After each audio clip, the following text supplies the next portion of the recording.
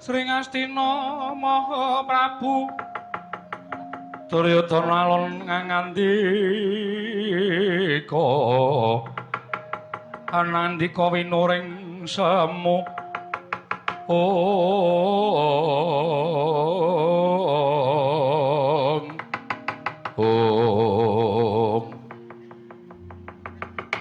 Prabu kula nyuwun dawuh minangkipun Rama Prabu Mandaraka menggah kados pundi pawarta lelampanipun ing gumlar wonten ing Bratayuda. Nggih.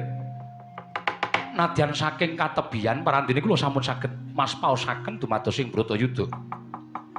Nanging bab lelampahan ingkang penger menika kula dereng saged uninga amargi saksamunipun Gatotkaca putranipun utawa anakipun Werkudara sampun gugur madyaning pabaratan.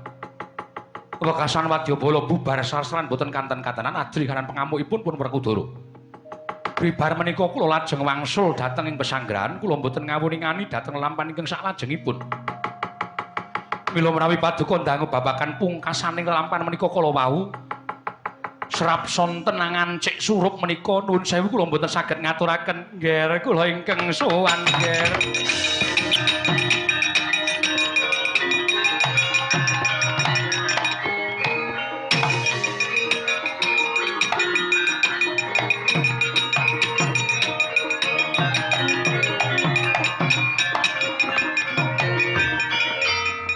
Paman Haryo tawang-tawang tangis kaya bocah enenowo nyuwun mangapunten sedaya kalebatan kula diagung pangaksama nalika semanten boten nginten babar pisan sasampunipun Werkudara bingleng kengalangan ngengleng kados tiyang ingkang boten genep lumampah nanging boten ngertos sangkan paranipun jebul ingkang rayipun Dursasana medal saking pesanggrahan Watu Gajah.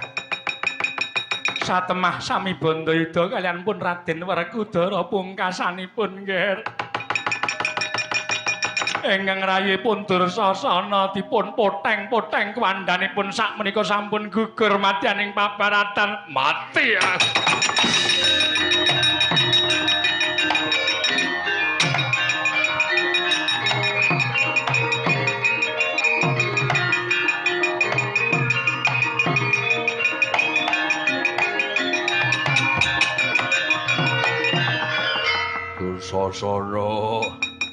Dursasana wis tak weling kowe aja metu saka pesanggrahan tinemune saiki kowe tekaning pati Dursasana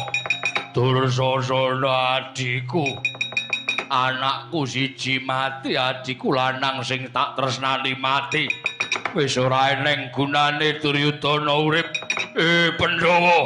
Pandhawa lak kokop getihmu.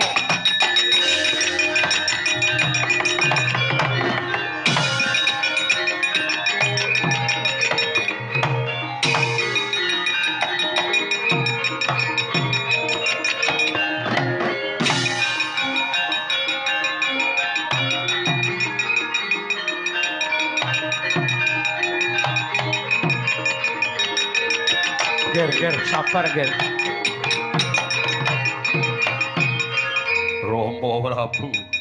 Rama Prabu Mandaraka sampun boten wonten ingkang kula ajeng-ajeng malih.